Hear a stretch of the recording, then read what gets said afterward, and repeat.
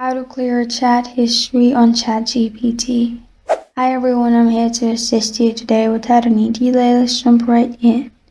First, open Chrome and search chatgpt.com. You'll find this kind of screen.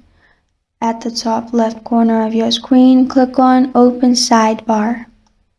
Then you'll find all your chats. To delete individual chats, click on three dots beside the chat. After you click on three dots, click on Delete in here, which is the last option. And click on Delete again, and your single chat will be deleted. But if you want to delete the whole chat, click on your profile at the bottom left corner of your screen. Then click on Settings in here.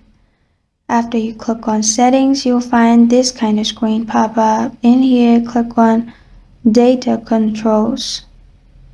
After you click on Data Controls, click on Delete All, which is delete all chats. Then press on Confirm Deletion and you're good to go. This is how to clear chat history on ChatGPT. Thank you for joining me today. If this video helps you out, please leave a like and subscribe for more.